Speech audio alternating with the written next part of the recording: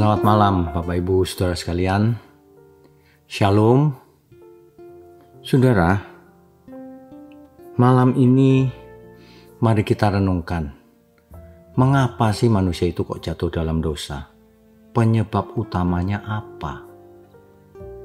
Harusnya kita belajar dari kesalahan yang terdahulu, saudara.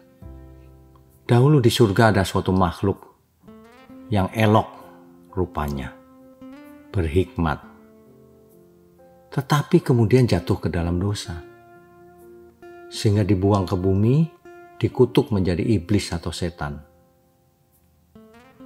Saudara tahu sebabnya apa? Ya benar, karena ia sombong, sudah diberi anugerah, sudah ada di surga, sudah punya kuasa atau otoritas, tetapi ia sombong. Ia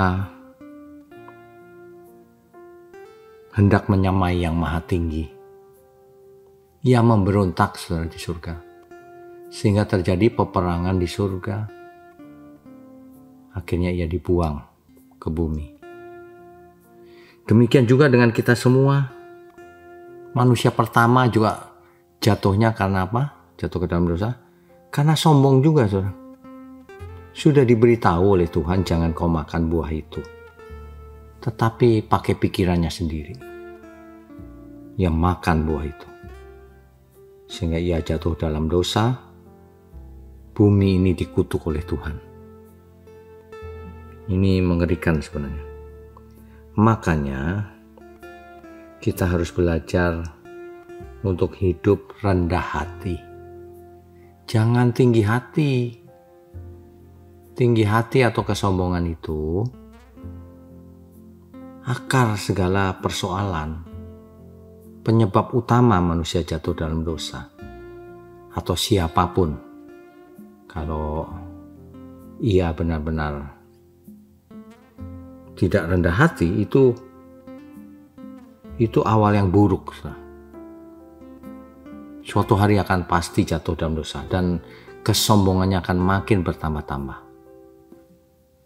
Coba sekarang malam ini kita belajar merendahkan hati kita di hadapan Tuhan. Tidak usah merasa sok mengerti, sok pinter atau bagaimana. Tapi kita mari datang kepada Tuhan dengan rendah hati, sehingga Tuhan melihat hati kita dan kita dilayakkan untuk menerima berkat-berkat, baik jasmani maupun rohani. Harusnya sih begitu ya, saudara.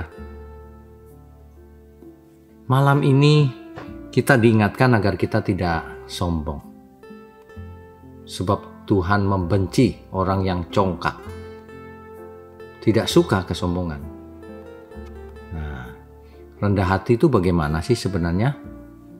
Rendah hati itu sederhananya begini, tidak merasa pintar, tidak merasa kaya, tidak merasa lebih dari yang lain, mau belajar, semuanya itu rendah hati. Jadi tidak heran kalau orang sombong tidak pintar, tidak punya hikmat juga akhirnya.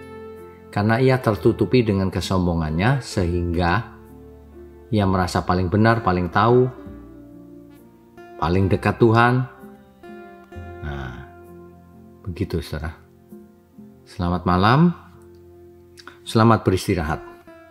Tuhan Yesus memberkati kita semua. Amin.